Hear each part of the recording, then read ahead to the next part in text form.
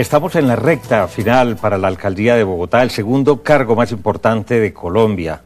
Elecciones el próximo mes de octubre y dos candidatos que han venido consolidándose como los más opcionados para suceder ya en propiedad a Samuel Moreno, del Polo Democrático y hoy suspendido por la Procuraduría General de la Nación. Se trata de Enrique Peñalosa y de Gustavo Petro. Dos tendencias políticas, ideológicas absolutamente diferentes y con una circunstancia muy particular. Doctor Peñalosa, ¿cómo entender que una persona que tiene fama de buen gerente, de buen administrador, que hizo una alcaldía bastante positiva, sea tan mal político? Sí, soy mejor para hacer que para hablar.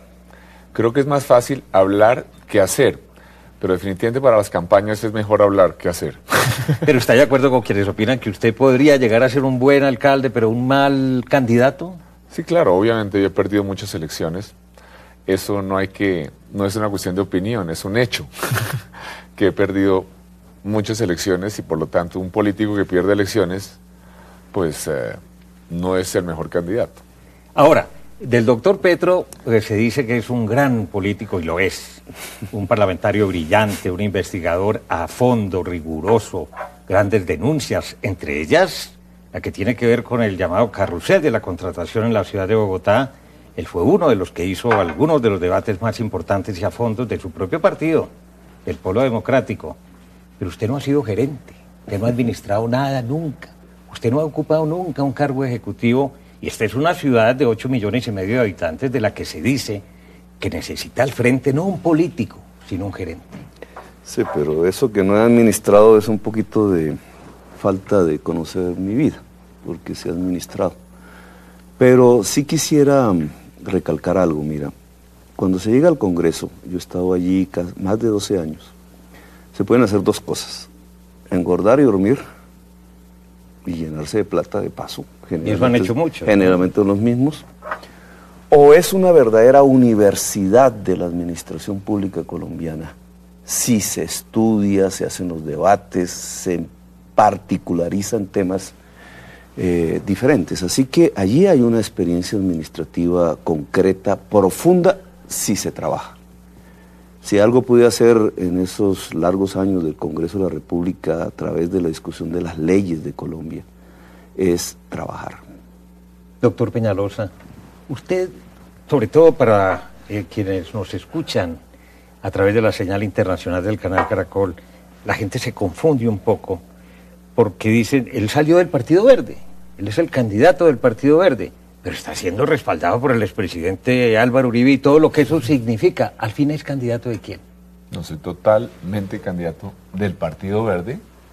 Muy verde vine hoy.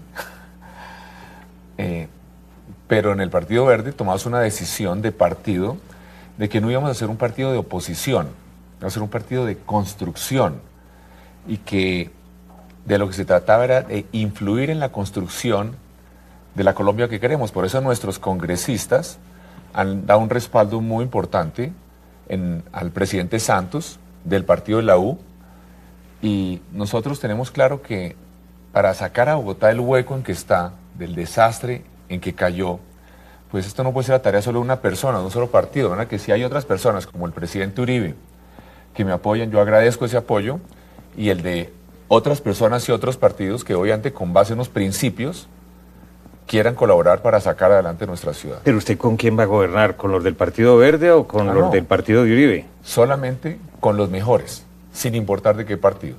Como ya lo hice, aquí solamente vamos a escoger gente por mérito, a los mejores. No importa que sean del Partido de la U, del Partido Verde, que no tengan partido. Es la hora en que todavía ni tengo claro de qué partido eran las personas de mi administración. Algunos muy capaces y muy brillantes trabajaron con el presidente Uribe, como Cecilia María Vélez, su ministra de Educación todo el tiempo, Luis Alfonso Hoyos en Acción Social, responsable de Familias en Acción, en fin. Pero son gente que yo nombré, por ejemplo, Luis Alfonso Hoyos. Yo lo conocí cuando estuve en la Cámara, brillante, disciplinado, ultraconservador. Y yo tengo un talante de origen totalmente liberal, digamos, pero era una persona excelente, disciplinada, que eso no eran temas lo importante es llevar la mejor gente al gobierno. Y en el caso suyo, doctor Petro, la gente dice, viene del M, fue del Polo Democrático, renunció al Polo. Hoy, ¿de quién es? Grupo Ciudadano, se llama así jurídicamente. El partido del doctor Peñalosa lo fundamos nosotros. Esa es la antigua ADM 19, para hacer la biografía del partido, que hizo la Constitución del 91, pero derivó en otras cosas. Y por ello fundamos el Polo, que derivó en otras cosas. Lamentablemente, porque yo creo que Colombia va hacia una reconfiguración política, que hay que definir bien qué es la defensa de lo ambiental, y eso debe tener una formación política específica, que hay que definir bien qué significa luchar por la equidad social, y eso debe tener una formación política, y que hay mafias, que es el gran partido de Colombia. Pero hay mafias en el Polo Democrático. Hay mafias que cruzan el espectro político colombiano, todo, que se metieron al partido de la U, que se metieron a los partidos de gobierno, que se metieron a los partidos de oposición, que están capturando el Estado. Por eso uno tiene que tener la guardia alta, porque uno dice Luis Fernando Hoyos, sí, pero... Luis Alfonso. Luis Alfonso Hoyos, pero María Pilar Hurtado, por ejemplo, o Edmundo del Castillo. Hay que tener la guardia en alto. No ¿Pero usted con qué gobernaría, doctor Petro? A ver, ¿gobernaría con la gente del Polo? No. ¿Gobernaría con...? No la pongas así porque era lo que te iba a decir. No hay que dividir la gente exactamente en lo que hoy son los actuales partidos de Colombia. Pero entonces gobernaría con los mejores. Hay dos grandes partidos en Colombia, y en cada región se ve. El partido que gobierna con las mafias y el partido que gobierna con los ciudadanos y lucha contra las mafias. Yo prefiero el segundo. Por eso me tuve que retirar de los partidos que fundé, entre otras cosas. Y estamos en una agrupación ciudadana libre de partidos. ¿Qué va a pasar en Colombia con los partidos? Pienso que van a cambiar fundamentalmente y que finalmente la lucha contra las mafias que capturan el Estado es una lucha que se va a ganar. Ahora, supongamos, esto es una eventualidad, pero que se puede dar perfectamente, que en política todo puede suceder. Supongamos que el Polo Democrático no encuentra al candidato ideal y decide adherir a Gustavo Petro, su viejo amigo. ¿Rechazaría ese apoyo? Mira, quienes dirigen hoy el Polo Democrático, que no son viejos amigos míos, son personas que llegaron allí hace unos cuantos años, tienen la misma relación conmigo en este momento. Me quieren tanto como las directivas del partido la U que están respaldando a Peñalosa. Así que ahí no hay esa... Lo detesta no hay ese, por un lado como detesta a Peñalosa por eso pasó en los 8 años de oposición a Uribe, me pasó lo mismo. Uribe decía, terrorista. Yo ahí medio aguantaba ahí desde mi curul. Y los de la FARC decían, uribista. Dos extremos. Los extremos, desgraciadamente, le han hecho mucho daño a Colombia, de uno y otro lado. Sin duda, pero a ver, doctor Peñalosa, ¿quién lo quiere menos a usted? ¿La gente de abajo, de los estratos bajos, o los del country, de los estratos altos? Mire, Darío, yo tengo mucha gente que no me quiere porque yo di muchas batallas por la igualdad. Yo di batallas muy difíciles contra los poderosos. Por ejemplo, aquí en Bogotá, cuando yo llegué a la alcaldía, no había, yo creo que una cuadra donde alguien en silla de ruedas pudiera ir de una esquina a la otra, porque los carros estaban encima de las aceras en toda la ciudad. Prácticamente no había aceras en buena parte, lo que es una falta de respeto por la dignidad humana. Y fue una lucha terrible. Todavía hoy me acusan del tema de los volardos, y como no podían decir era que querían estacionarse encima de las aceras, entonces dijeron que mi familia tenía una fábrica de volardos y ridiculeces de esas. Pero lo cierto es que fue una batalla contra ¿Y la ganó? Pues, la minoría. Yo sí creo que la ciudad cambió. O sea, hoy la ciudad... ¿Mantendría la política de volardos? De ser nuevamente alcalde. Yo creo que ya la gente se educó, no es necesario. Hay volardos, como además es un canal internacional, por ejemplo en París han instalado más de 15.000 volardos en los últimos 7 años. Se trata simplemente de proteger al peatón, a los ciudadanos más vulnerables, a los niños, a los viejos, hacer una ciudad que respete la dignidad humana. Un carro estacionado encima de una acera es un símbolo de falta de democracia. Lo que muestra es que el ciudadano de carro es superior al que camina. Pero hubo muchas otras batallas. ¿Qué tal los transportadores? Aquí había unos transportadores que dominaban por completo la ciudad. Paraban la ciudad y se paraba la ciudad. Nadie se imaginaba que era posible, que era un sistema como el de Transmilenio, que hoy tiene muchas fallas, que hay que mejorar, pero que es un símbolo muy poderoso también que muestra que sí es cierto lo que dice en la Constitución, que todos los ciudadanos son iguales ante la ley. Un bus con 100 pasajeros tiene derecho a 100 veces más espacio en la vía que un carro con una persona. Entonces es un símbolo de democracia en Colombia, cuando los carros están en un trancón y el transporte masivo pasa a toda velocidad. Entonces muchas batallas... Y por eso no lo quieren muchas personas, muchas batallas de todo tipo. Por San Victorino, que había sido invadido durante 50 años, nadie había sido un símbolo de la impotencia del Estado, generaba inseguridad. El mismo Cartucho era un desastre, el peor sitio de venta de droga, de mafias, a 2 cuadras del Palacio Nariño. Pero en el caso del country, perdóneme que lo interrumpa, como eso está en el limbo, como eso todavía no se ha podido llevar a ningún efecto, lo que usted quería, lo que se había hecho por la vía de la expropiación, ¿qué, continuaría con ese proceso? Miren, el tema del country, que es interesante para que los ciudadanos entiendan, digamos, tal vez es el club más exclusivo que hay en Colombia. Yo no tengo nada contra los ciudadanos que son socios del country, aunque son muy poderosos, maravillosos, gente buena que ha trabajado por el país, magnífico, yo no tengo nada. Simplemente creo que un principio fundamental de la democracia no es solo que la gente vaya y vote. Democracia es que se cumpla un principio que es que el interés general prevalezca sobre el particular. O sea, va a mantener su línea sobre el country hasta las últimas consecuencias. Yo lo que creo es que el tema de la cancha de polo, claramente es una zona donde se necesitan zonas verdes, eso está en manos del distrito.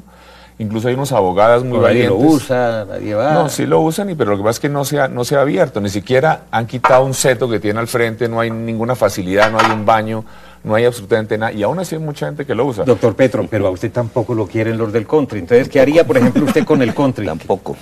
Esos votos van para Peñalosa, pero... pero mira, tengo otras preocupaciones, digamos, que me quitan más el sueño que el country. No sé jugar golf. Pero en esa área de la ciudad hay más parques. No sabe jugar polo porque... Tampoco, menos.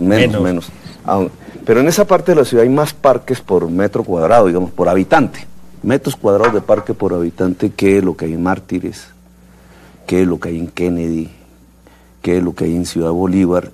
Y como los recursos de Bogotá no son ilimitados, entonces el costo de oportunidad de usar el recurso para pagarle a los ricos de Bogotá para que puedan hacer otro campo de golf más al norte, versus el de abrir parques en Kennedy o en Ciudad Bolívar, donde la juventud que vive allí pueda disfrutarlos, y otras personas, pues me parece que es muy superior.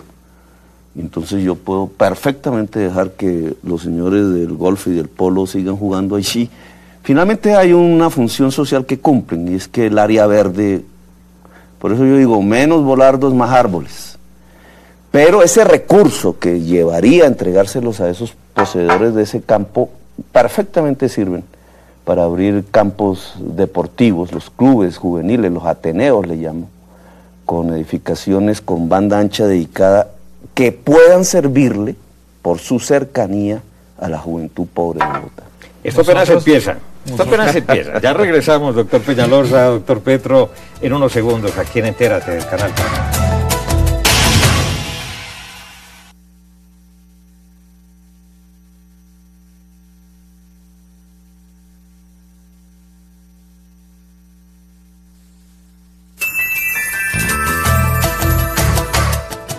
Regresamos con dos de los candidatos con mayor opción para ocupar la alcaldía de la ciudad de Bogotá, Gustavo Petro y Enrique Peñalosa. Dos preguntas políticas adicionales antes de meternos un poco más a fondo en lo que tiene que ver con la problemática hoy en la ciudad de Bogotá. ¿Cuál es su mensaje para Antanas Mockus? Porque no sabemos si se va a inscribir, le quedan 20 días. Mi mensaje, yo quisiera... En 30 segundos. En 30 segundos contestarle se me resplandar, porque yo creo que los parques son fundamentales, y precisamente casi la totalidad de lo que nosotros invertimos en parques fue en sectores populares. Hicimos el parque de Timisa, hicimos el parque del Tunal, hicimos inversiones, es decir, recuperamos unos parques en el Simón Bolívar que le habían entregado los equipos profesionales de fútbol, donde hoy por ejemplo está la Biblioteca Barco.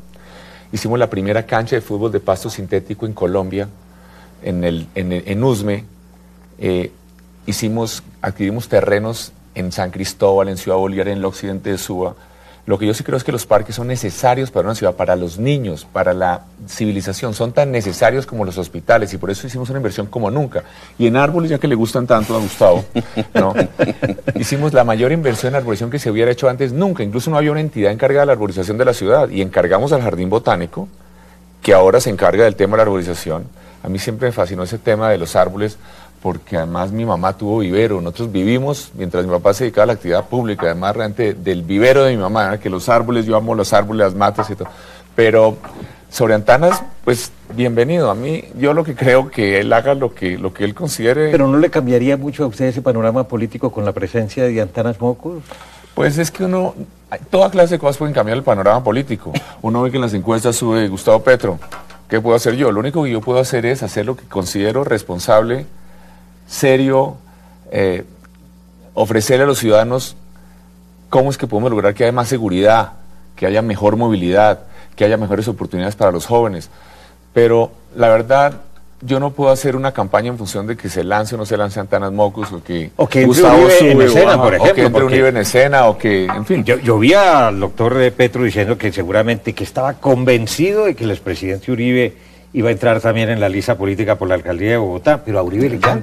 Ya entró. Pero le quedan 20 días para campaña. Él inscribirse o no inscribirse. ¿Qué pasa si se inscribe y qué pasa si no se inscribe? Casi lo mismo, digamos. No varía mucho según las encuestas. No voy a criticarlas o no, pero yo espero tranquilamente que pasen esos 20 días.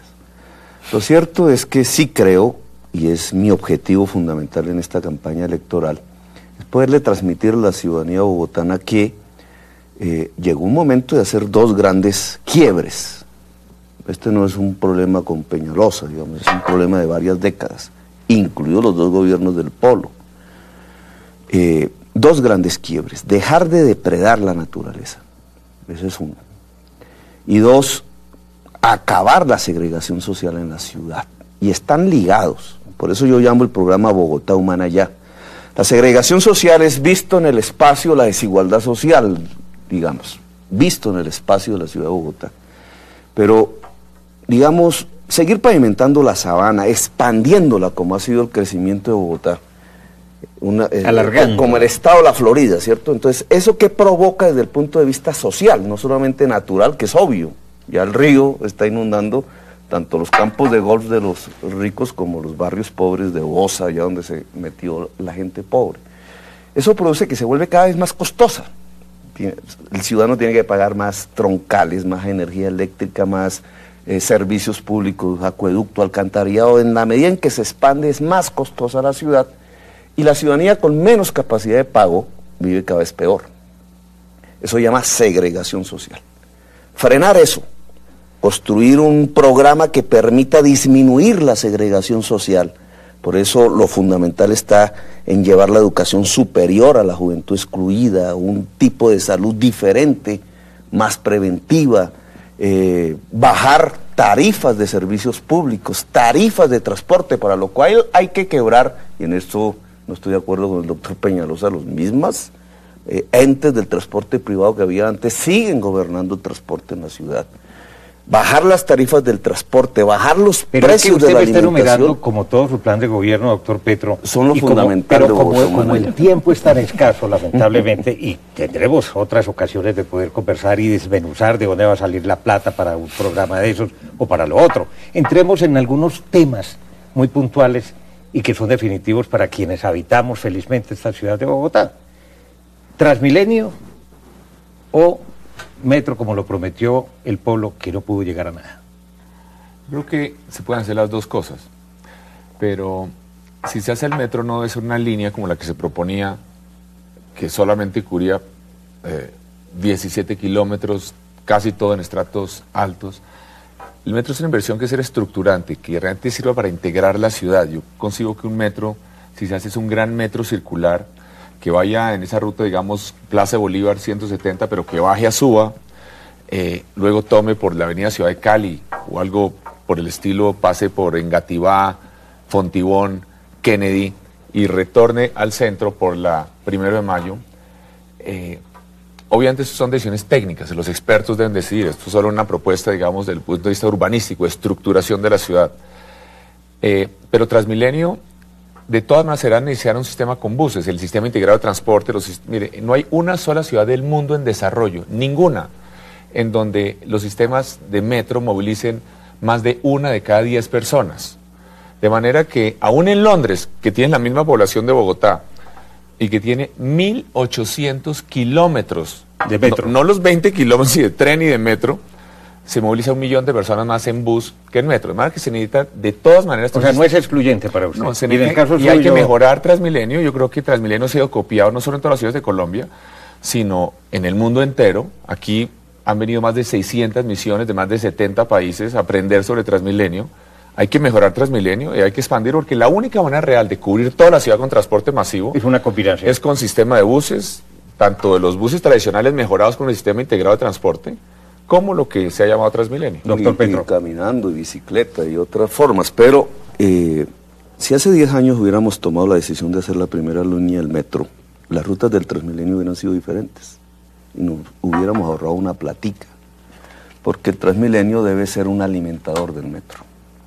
Hoy eso es difícil, hay que readecuar después de 10 años la situación. La línea del metro y el Transmilenio deben ser más baratas, digamos, para el pasajero. Y eso implica quebrar un sistema de rentas que en la fórmula se establecen a favor de los operadores privados. Tenemos que disminuir el costo de hacer los Transmilenios. Hoy estamos haciendo los 8 carriles. Incluidos los de los vehículos particulares, con gran trancón y gran y enorme cantidad de dinero, cementando.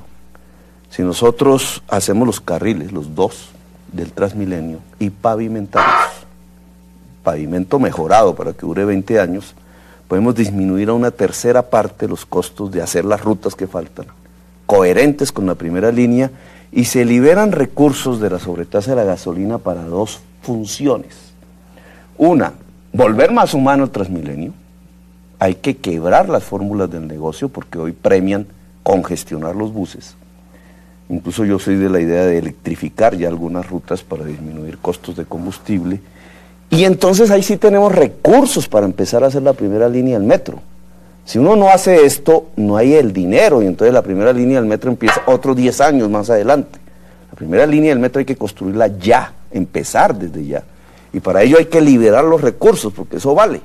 Liberar los recursos significa disminuir los costos del Transmilenio, y eso se logra por doble vía, no solamente en términos de tarifas, sino fundamentalmente dejando de cementar los carriles de vehículos particulares y dedicándonos, pavimentando, que es la tercera parte del cemento, a hacer los carriles exclusivos del Transmilenio. Bueno, es en cuanto al sistema de la movilidad y el transporte público en la ciudad de Bogotá, pero hay otro tema que vamos a abordar a continuación después de esta invitación a unos comerciales en el canal Caracol, y es el de la seguridad. Problema que tenemos todos los habitantes de la ciudad de Bogotá, el del raponeo, el del hurto, el de los apartamenteros, a ver qué fórmulas concretas nos plantean estos 2 aspirantes que hoy, políticamente hablando y según las encuestas, tienen el mayor chance de llegar a ocupar la alcaldía de la ciudad de Bogotá.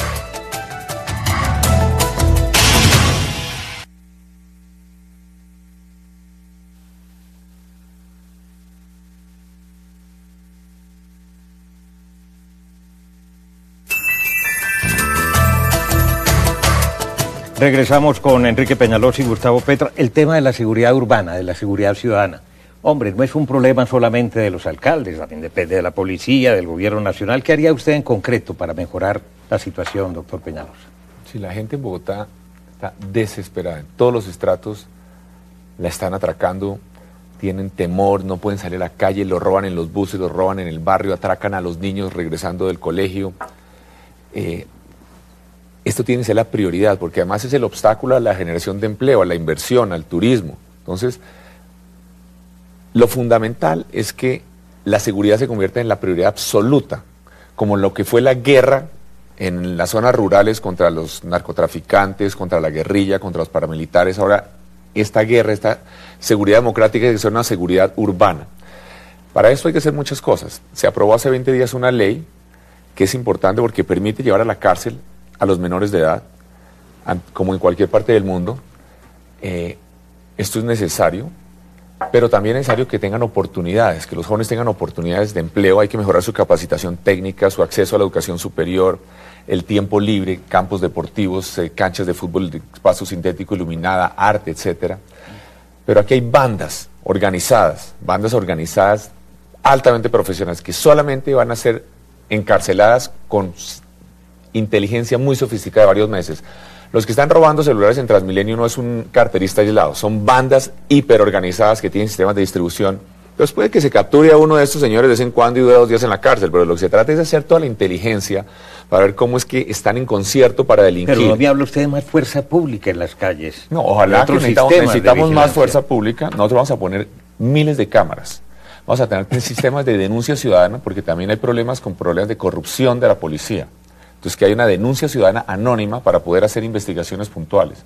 Vamos a poner con cámaras en todas partes de la ciudad. Bogotá aporta unos recursos muy importantes para la seguridad, 270.000 millones de pesos este año, por ejemplo, para que se inviertan realmente en mejorar la gerencia del tema de seguridad. Vamos a crear una Secretaría de Seguridad. En Bogotá no hay una Secretaría de Seguridad.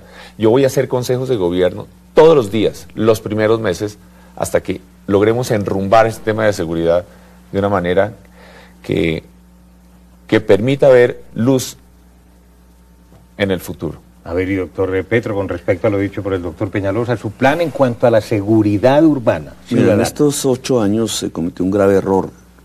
Dejó de existir la seguridad ciudadana. Un amigo aquí de una campaña rival, siendo presidente de la República, confundió seguridad ciudadana con seguridad del Estado.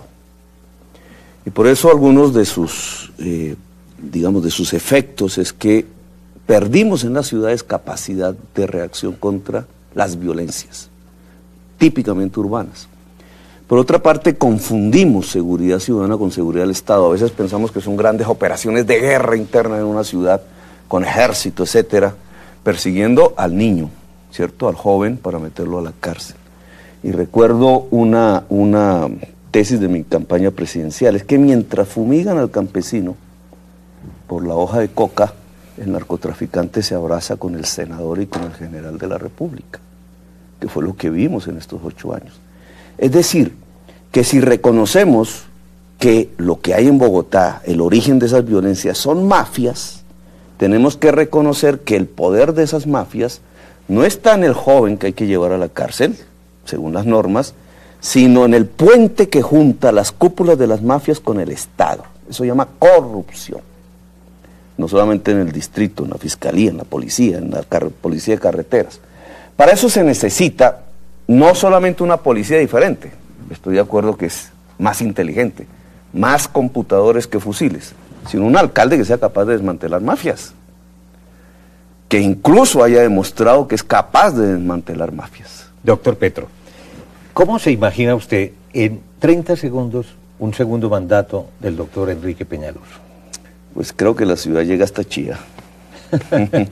Doctor Peñalosa, ¿cómo sería Bogotá 4 años después de alcaldía del doctor Gustavo Petro? Bueno, lo curioso es que Gustavo Petro vivía en Chía.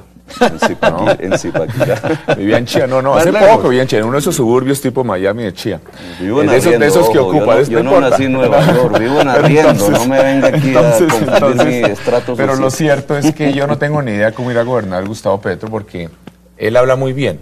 Yo quisiera poder hablar como él, con esa elocuencia, ¿no? Qué envidia. Si yo hablara como él, ya sería presidente de la República, ¿no? Entonces, hasta ahora no lo hemos visto sino hablando y hablando y hablando. Muchos años en el Congreso. Pues, si gana, y obviamente tiene muy buenas posibilidades de ganar, pues vamos a ver. ¿Usted se siente derrotado? No, yo siento que es una competencia muy dura. ¿Pero usted cree que la ciudad se va a radicalizar entre los dos? No, porque hay otros candidatos muy buenos también. De manera pero es que no hay segunda vuelta, apenas va a ganar aquí uno. No, aquí puede ganar, sí, en la alcaldía, a diferencia de la presidencia, aquí puede ganar alguien con el 20% de la votación. Entonces, todo puede pasar. Y si Peñalosa gana, ¿usted le ayudaría? ¿Usted le colaboraría o no? Cuando su primera campaña a la alcaldía, hablamos los dos, más jóvenes, éramos más jóvenes. Ya a Peñalosa le salía un carro. Hablamos los dos, pero a mí se me ocurrió lanzar a Mocus. Y le dañé la primera alcaldía a Peñalosa porque ganó Mocus. Pero si esa vez yo hubiera pensado en a Mockus o a Peñalosa en ese entonces, si es que no han sido alcaldes, entonces ¿cómo es que voy a apoyar a alguien que no tiene esa experiencia? No fue esa la fórmula de los bogotanos. Los bogotanos escogieron a Mockus, no a Peñalosa, después escogieron a Peñalosa. Y yo pienso, sinceramente, que han ejercido un papel positivo. Peñalosa fue el modernizador del transporte en el siglo XX. Qué bueno que lo reconozca. Siglo XX. Y Mockus, indudablemente, es el modernizador de la ética. Pero Bogotá necesita el siglo XXI. Necesita el siglo XXI. Desde luego, esta es una primera aproximación a lo que puede ser la contienda política de cara a la elección para la alcaldía de Bogotá en el próximo mes de octubre. Muchas gracias, Enrique Peñalosa, muchas gracias, Gustavo Petro, por habernos acompañado, y a ustedes mi invitación para que nos envíe sus comentarios, preguntas y sugerencias a nuestro correo entérate@caracoltv.com.co y participe en nuestros foros ingresando a caracoltv.com/entérate. Los espero, como siempre, la próxima semana. Hasta entonces.